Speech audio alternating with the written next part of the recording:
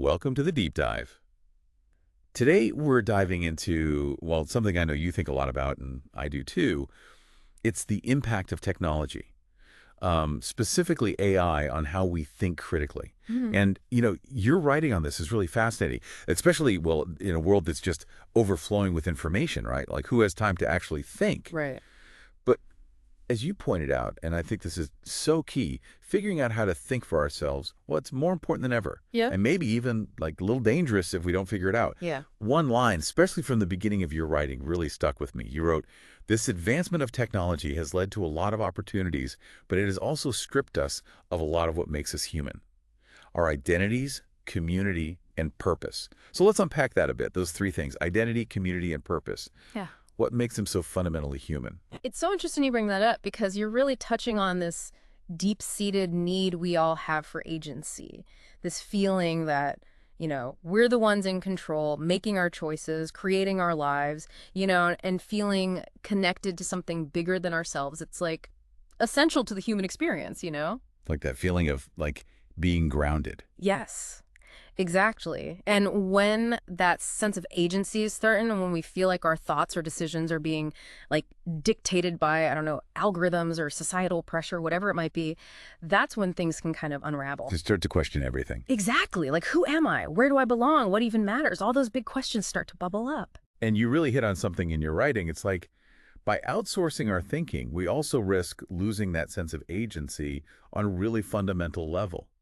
Almost like our thoughts themselves are becoming, I don't know, standardized. And, this isn't a totally new phenomenon, is it? Like, haven't we seen this kind of pattern before? Oh, absolutely. Think about, like, the Industrial Revolution, right? The rise of the assembly line. So instead of, like, a craftsperson creating something from start to finish, you had all these workers just repeating the same task over and over. Exactly. And this actually connects directly to what you were saying about technology and the standardization of thought. It's like, just as the assembly line led to standardized products, technology, with its emphasis on, efficiency and speed, can sometimes create this kind of assembly line of ideas. Oh, well, that's a good way to put it, the assembly line of ideas. Right. It's like everyone's consuming the same content, seeing the same ads, being fed the same narratives. And it's easy to see how that could end up limiting diverse perspectives. Definitely. And it makes you wonder, with AI becoming more sophisticated, is it's going to get easier and easier to go with the flow, to just Well, accept whatever information we're given without really questioning it. Which I think brings us to critical thinking, which is something you spend a lot of time unpacking in your writing. And I think it's something we could all use a little more of these days, don't you think? 100%. Critical thinking is crucial, and it's something we have to constantly cultivate, especially now. And you're spot on in your writing about breaking it down into those two key modes: divergent thinking and convergent thinking. And you explain those so well, but maybe just to like bring it to life a bit for everyone listening. Right. Is it fair to say it's kind of like when you're planning a vacation? Oh, absolutely. So like first you have that brainstorming phase, right? Like beaches, mountains, maybe like a big European adventure. Everything's on the table. Yeah. So that's divergent thinking, right? Just exploring all the Yeah. possibilities. Yeah. And then as you get further into it, you start, narrowing it down. Okay, what's the budget? How much time do we have? What does everyone actually want to do? Yeah. And that's where convergent thinking comes in, right? Exactly. Bringing it all together and making a decision. That is such a great analogy. And I think what's so interesting is how you emphasize the importance of that first stage, that divergent thinking. Like, that's where you see real creativity come out, right? That's where we challenge assumptions and where I think a lot of truly innovative solutions can come from. Totally. It's like you have to expand your thinking before you can actually like focus it, right? Yes, exactly. And you even go a step further in your writing, bringing in this idea of first principles thinking, which kind of takes divergent thinking to a whole other level. Oh, yeah, you mentioned that. And you described it so well, this process of breaking a problem down to its most basic fundamental truths, like questioning everything we think we know. It's about like getting to the core of things, almost like reverse engineering our assumptions. That sounds intense, but powerful. Do you have an example of like what that actually looks like in action? Sure. So imagine you're trying to come up with something totally new in like the transportation industry, right? Mhm. So a first principles thinker wouldn't just look at cars we have now and be like, okay, how do we make this faster or more fuel efficient? It's more like going back to the very basic need. moving people and things from one place to another and then questioning every assumption we've layered on top of that. Like, what if we totally rethought the idea of roads or even vehicles themselves, you know? Wow. Okay, I see what you're saying. It's about breaking free from all those limitations we've kind of accepted and then imagining something totally new. It's like questioning the status quo, really pushing the boundaries of what's possible. But, you also acknowledge in your writing how our brains, for as amazing as they are also wired to take shortcuts, which, especially in this age of information overload, it makes sense, right? We rely on these like mental rules of Yeah, thumb, heuristics. Yeah. right? Heuristics, which sometimes are helpful. But as you point out, sometimes those shortcuts can really lead us down the wrong path. Exactly. And I think outcome-based thinking, which you also mentioned, often goes hand in hand with that reliance on heuristics because we're so focused on the end goal. It's like, just tell me the answer. Tell me what to do.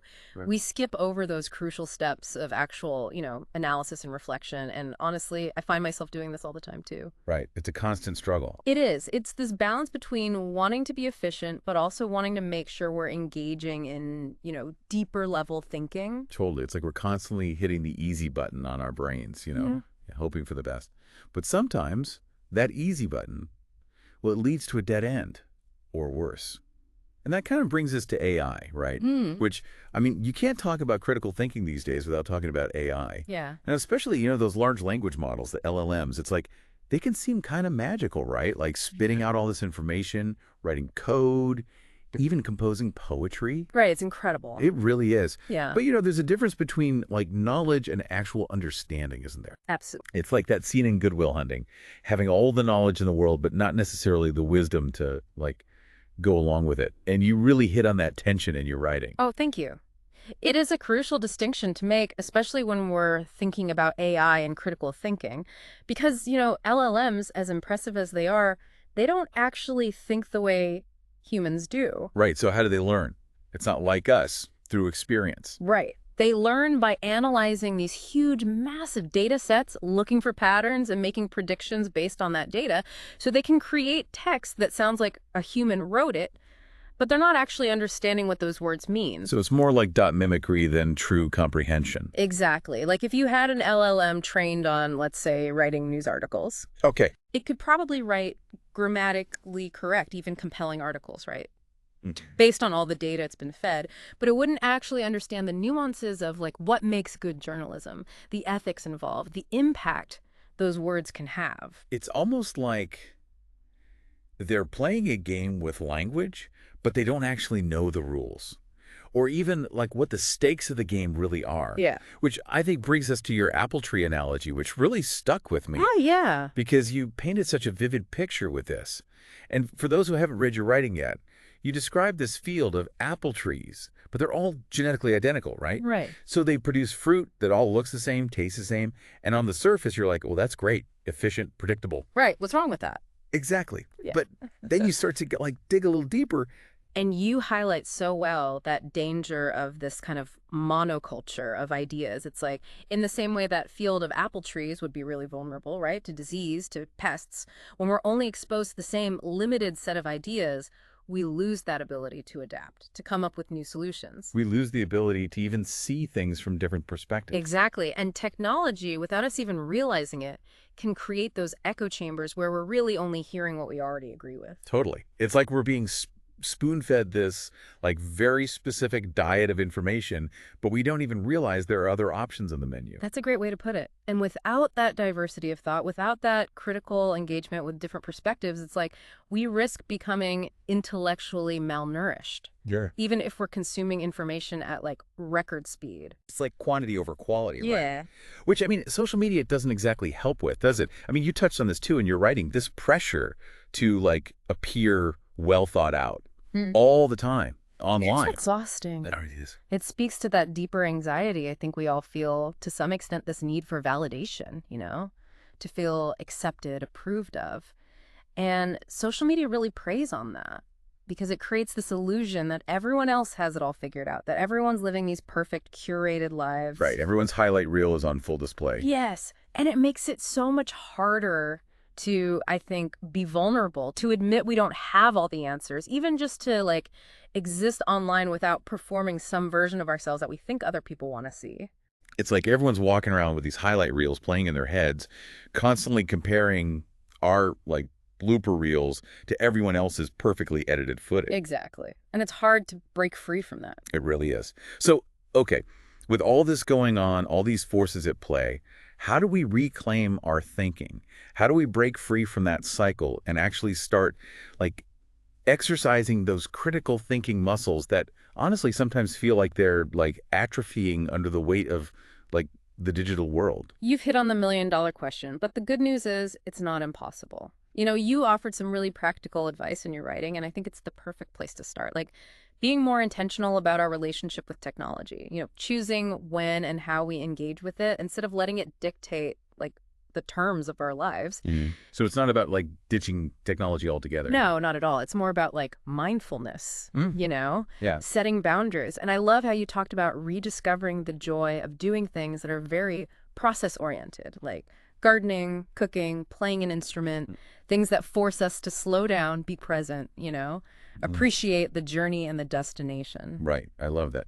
So let's say someone is listening and they're feeling like a little overwhelmed by all of this. They want to be more in control of their thinking, Yeah. but they don't know where to start.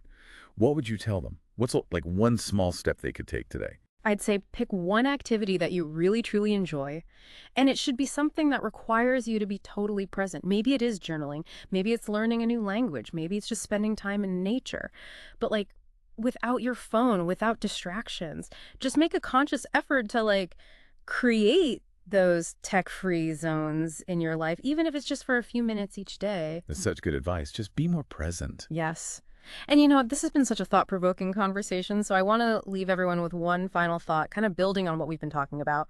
What if social media algorithms, instead of just being designed to like maximize engagement, whatever that means? Right. Just keep us scrolling. Yes. What if they were actually designed to, promote genuine connection, meaningful conversations? How would that impact not just our digital lives, but our offline experiences as well? It's something to think about, right? As we're all like navigating this increasingly complex digital world. That is such a good question. It really makes you think. And I think it's the perfect note to end on. It's time to start thinking differently, not just about how we use technology, but about how technology is designed to influence us. And I, for one, am going to be thinking about those apple trees and that question a lot. So thank you for sharing your incredible insights. As always, your writing is just so thought-provoking and challenging, and I think ultimately really hopeful. And to everyone listening, we hope this deep dive has inspired you to, well, do a little deep thinking of your own. Until next time.